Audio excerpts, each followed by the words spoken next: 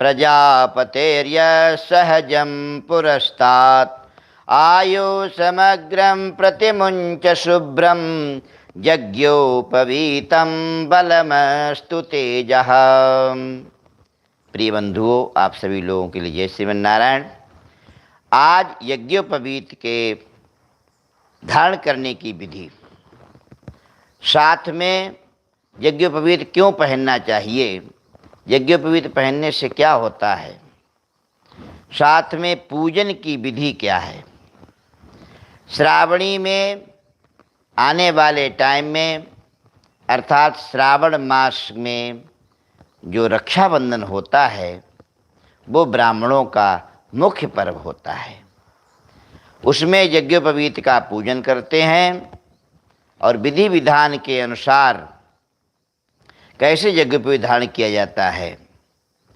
जो नए लोग हैं या नए बच्चे हैं उनको यज्ञोपवीत कब धारण करना चाहिए और कैसे पहनना चाहिए, उसकी पूर्ण जानकारी आपको इस वीडियो में है। आप लाइव बने रहें इसमें।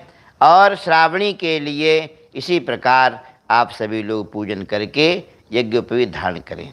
यज्ञोपवीत कब कब बदलना चाहिए और यज्ञोपवीत कितने दिनों पर बदल देना चाहिए, ये भी आप सभी लोगों के लिए इसमें पूर्ण जानकारी आप सभी लोग देखेंगे।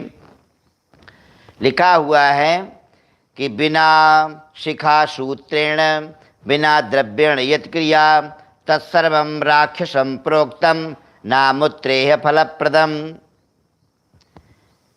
प्रिय मित्रों, बिना जनेऊ धारण किए और बिना शिखा को धारण किए अर्थात चुटिया बिना रखाए और बिना कुश के बगैर यदि कोई काम करते हैं या बिना बोधी के चोटी के रखे कोई काम करते हैं या बिना जनेऊ पहने हुए यदि आप कोई काम करते हैं तो वो तत्सर्वम राक्षसम प्रोक्तम, वो फल सभी कहाँ जाता है, राक्षसों के लिए जाता है। राक्षस उसमें प्रबल होते हैं, इसलिए जनेऊ पहनना बहुत ही आवश्यक है। जनेऊ आप सभी लोग पहने। जनेऊ पहनने की विधि क्या है और उसका पूजन विधान क्या है वो आप सभी लोग देखें। इसमें श्रावणी जब आती है तो श्रावणी में किसी पवित्र सलिला नदी में जा कर के स्नान करते हैं। स्नान करने के बाद में दूध, दही, गोबर, गाय का मूत्र अर्थात पेशाब, मिट्टी, तीर्थों की सप्तमृत्तिका, इन सभी से और भी औषधियाँ बहुत सी होती हैं, सर्वौषधि इत्यादि से स्नान किया जाता है। 108 औषधियों से स्नान होता है।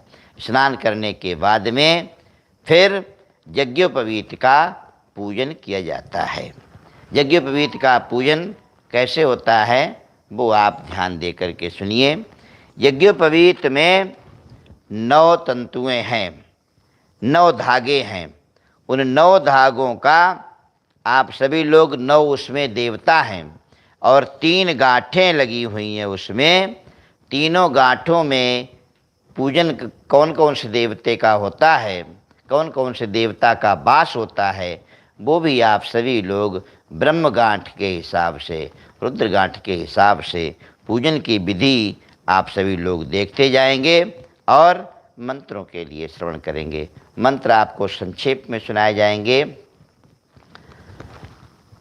सबसे पहले यज्ञोपवीत में 9 धागों का पूजन करेंगे।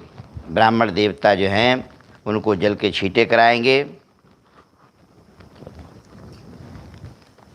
जल के छींटे कराएंगे यज्ञोपवीतों पर 9 बार।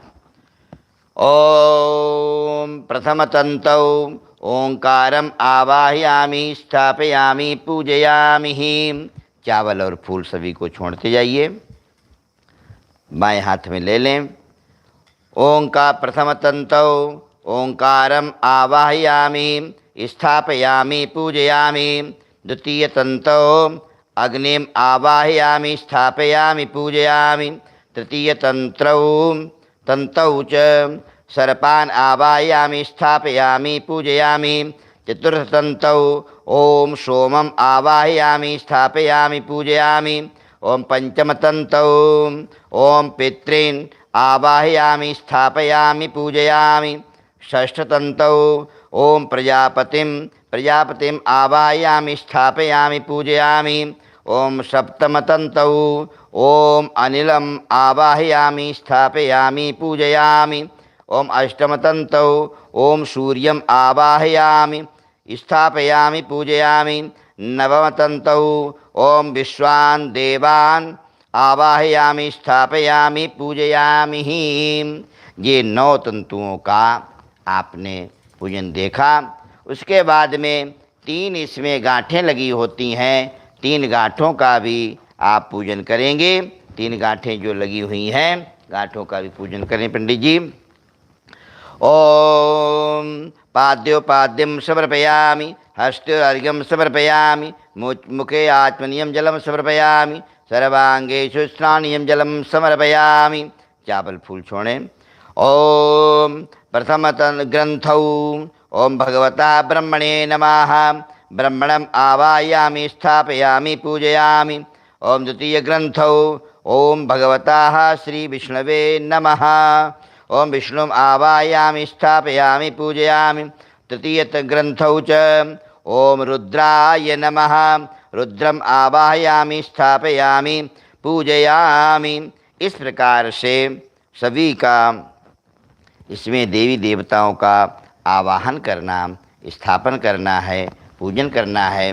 और हाथ ऐसे करके ओम मनो ज्योतिरजुखता माजस्य बृहस्पतिर्जगमीमन्तनो त्वरिष्ठं जदनेगुं समीमं दधातु विश्वे देवास इयमादयन्ताम्। ओम प्रतिष्ठ सुप्रतिष्ठो वरदो भव।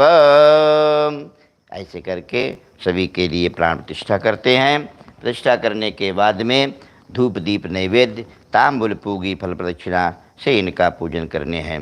चावल फूल छोड़ें, सभी को चंदन टीका लगाएं।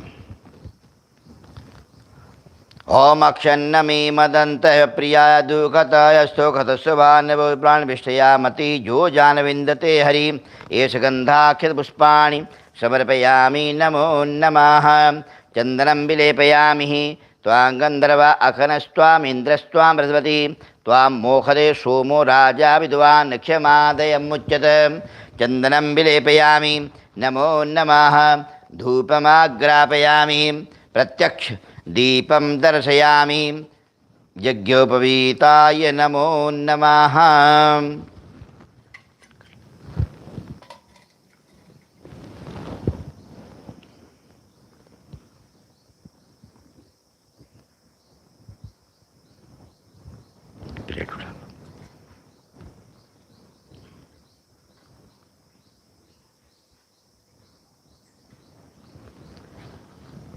ओम दूरज धुर धुर्वंतम धुर्वतं जोष्वान् धुर्वजितं धुर्वयं वयं धुर्वाशाल्यं। नैवेद्यं सुनैवेद्यं निवेदयामि नमो नमः।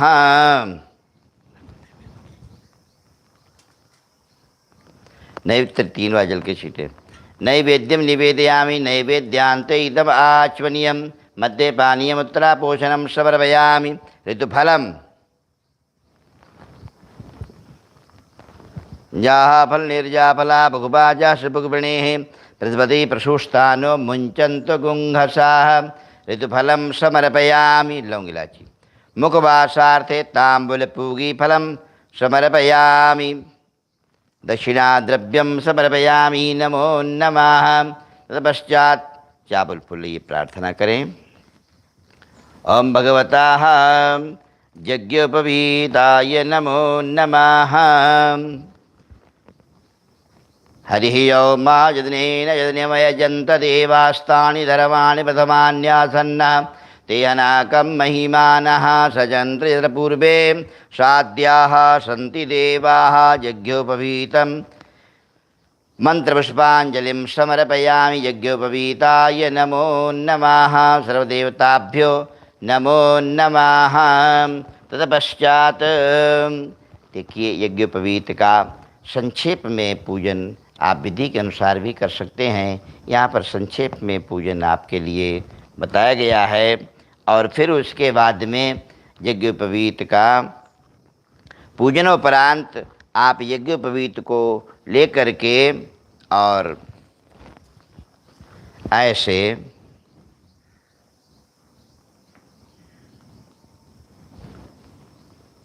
इस तरह से छोटी अंगुली अर्थात कनिष्ठिका में और अंगूठे में दोनों तरफ हाथों की इस प्रकार से यज्ञोपवीत को लेकर के खड़े होकर के और भगवान सूर्य नारायण के लिए दिखाएं यज्ञोपवीत।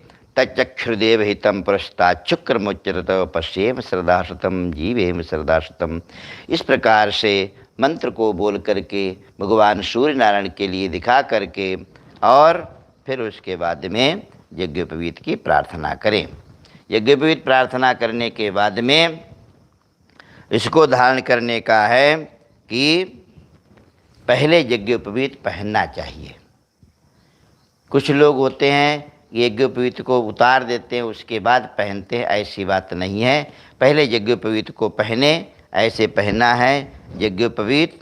और यज्ञोपवीतम परमं पवित्रं प्रजापतेर्यः सहजं पुरस्तात् आयुषमग्रं प्रतिमुंच शुभ्रम यज्ञोपवीतम बलमस्तु तेजः।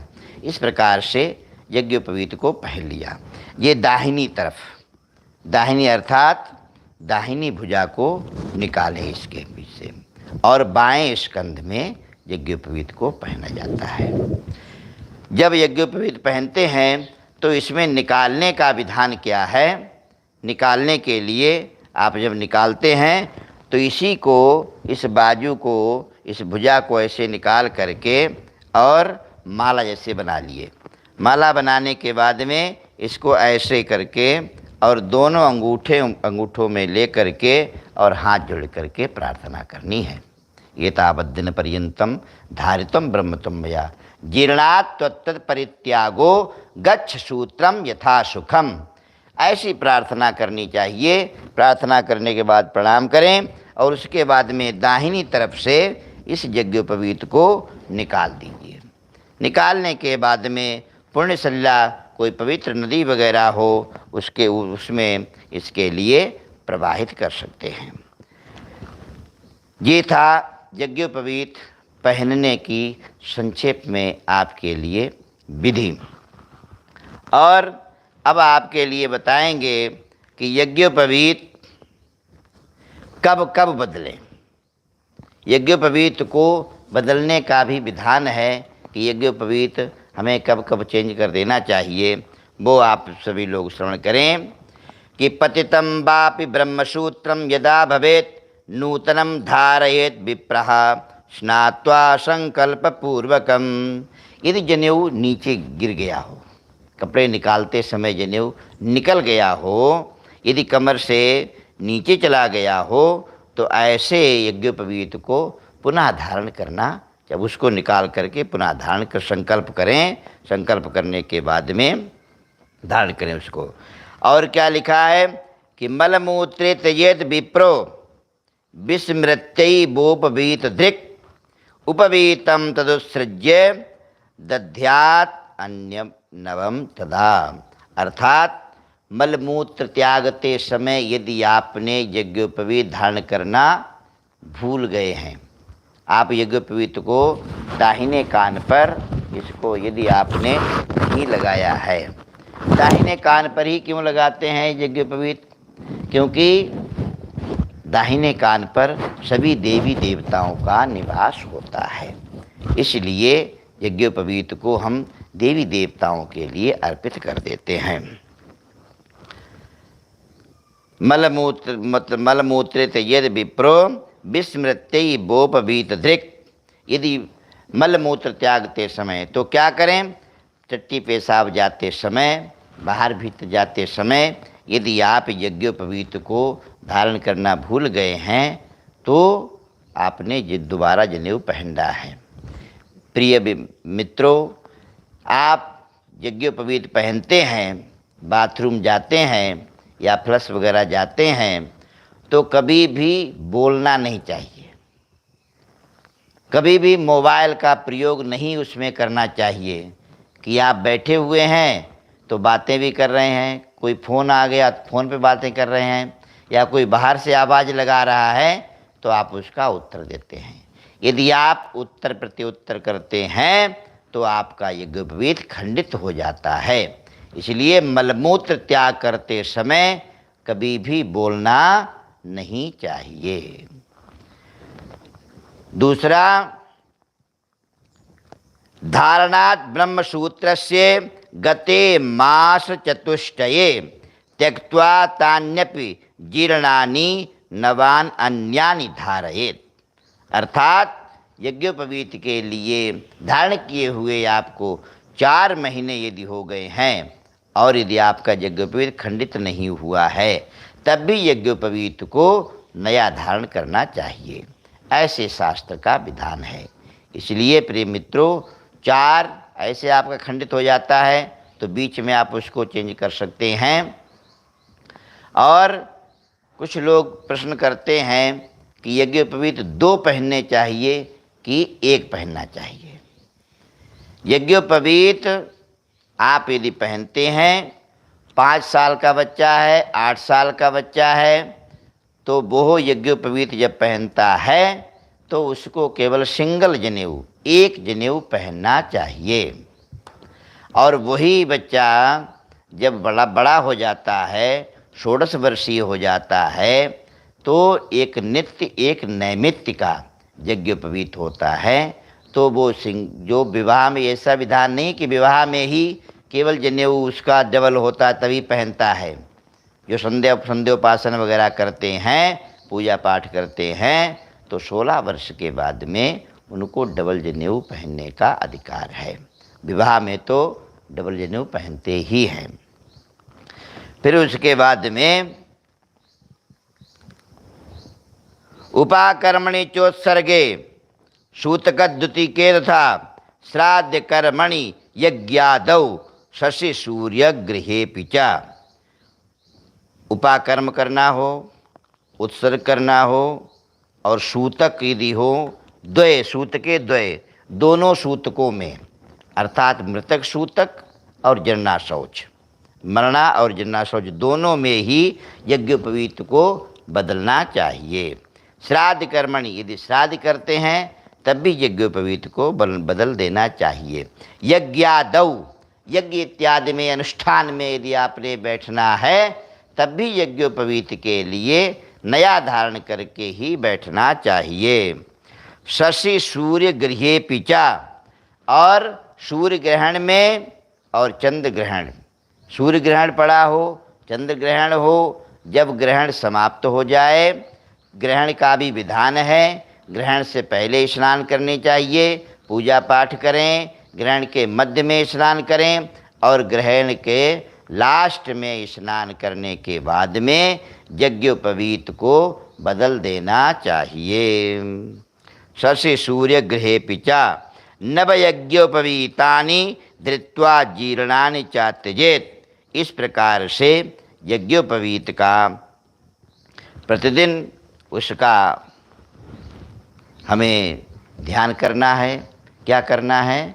अर्थात जब यज्ञोपवीत पहन लेते हैं तो यज्ञोपवीत के गुरुजी अर्थात आपको यज्ञोपवीत पहनाते हैं तो आपके लिए मंत्र देते हैं। 3 बार गायत्री मंत्र जाप करवाते हैं। ओम भूर्भुवः स्वः तत्सवितुर्वरेण्यं भर्गो देवस्य धीमहि धियो यो नः प्रचोदयात्। अर्थात 3 बार इस प्रकार से मंत्र देते हैं, वो गुरु गायत्री मंत्र होता है। और आज से आपको वेद शास्त्र पढ़ने का अधिकार प्राप्त हो जाता है। कैसे प्राप्त होता है? चारों वेदों में 1 लाख ऋचाएँ हैं, जो हम पहले ही आपको यज्ञोपवीत बनाने की विधि में आपको बता चुके हैं कि कैसे उसको बनाया जाता है, कैसे क्या करना चाहिए। उसकी पूर्ण आप वीडियो देखेंगे तो उसमें पूरी जानकारी मिलेगी। चारों वेदों में 1,00,000 ऋचाएँ हैं। इसमें 80,000 जो ऋचाएँ मंत्र हैं वो पूजा पाठ कर्मकांड की हैं। 16,000 जो ऋचाएँ हैं वो उपासना की हैं। 4,000 मंत्र हैं वो सन्यासियों के लिए, वो सभी के लिए, गृहस्थियों के लिए नहीं है। इसीलिए 96 अंगुल का, 96 चप्पे का यज्ञोपवीत बनाया जाता है। इसका विधान यही है। तो चारों वेदों में, चारों वेदों के एक एक मंत्र के लिए गुरु जी जो हैं वो आज से अधिकार प्राप्त कराते हैं। अर्थात चारों वेदों के एक एक मंत्र जो हैं वो आप सभी लोग श्रवण करेंगे। ओम भगवतः ऋग्वेद, यजुर्वेद, सामवेद और अथर्ववेद का थोड़ा थोड़ा मंत्र आपके लिए सुनाएंगे। पहले है ऋग्वेद। ऋग्वेद का हरि ओम अग्निन्दूतं पुरोददे हव्यवाहमुपब्रुवे देवान् आसादय दिहा। ऋग्वेद यजुर्वेद का हरि ओम एकेत्वर्जित्वा वायवस्तद्देवो वा सविता प्राश्रेष्ठतमाय कर्मणे। हरि ओम सामवेद का हरि ओम अग्नि आयाहि वीतये गृहानो हव्यदातये निहोता सत्सवरिकीम। और चतुर्थ वेद जो है वो अथर्ववेद, उसका है ओम सन्नो देवीरभिष्टय आपो अवन्तु पीते संजो रविस्रवन्तु नः। ये चारों वेदों के चारों वेदों के पहले पहले मंत्र, और बाकी तो संगीता पढ़ें, रुद्राष्टाध्यायी का पाठ जो भी है, लेकिन गुरु जो हैं वो आपको मंत्र दे देते हैं। आज से आपको अधिकार प्राप्त हो जाता है यज्ञोपवीत धारण करने का। इसलिए प्रिय मित्रों, आप सभी लोग यज्ञोपवीत को कोई छोटा मोटा धागा ना समझें।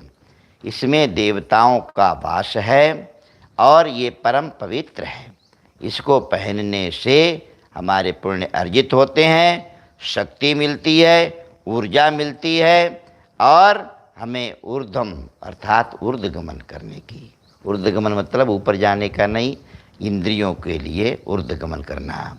जो नीचे के दो जो हैं उनसे जीव के लिए ऊपर उठाना और ब्रह्मरंध्र में उसके लिए ले जाना, यह यज्ञोपवीत का बहुत बड़ा विधान है। यज्ञोपवीत धारण करना चाहिए। यज्ञोपवीत धारण करने से ही, और प्रतिदिन यज्ञोपवीत यदि आप पहन लिया है या पहने हुए हैं तो आपको प्रतिदिन गायत्री मंत्र का जाप करना है। गायत्री मंत्र के जाप करने से ही शक्ति मिलती है, ओज मिलता है। सबसे बड़ा मंत्र, सबसे बड़ी शक्ति गायत्री है। गायत्री का प्रिय मित्रों जरूर पाठ करें, सूर्योपस्थान करें, सूर्य भगवान की सेवा करें, और गायत्री मंत्र को ना भूलें। गायत्री मंत्र पाठ करते रहें। ओम भूर्भुवः स्वः तत्सवितुर्वरेण्यं भर्गो देवस्य धीमहि धियो यो नः प्रचोदयात्। इस प्रकार से गायत्री का आप सभी लोग अनुसंधान करें। जय श्रीमन्नारायण।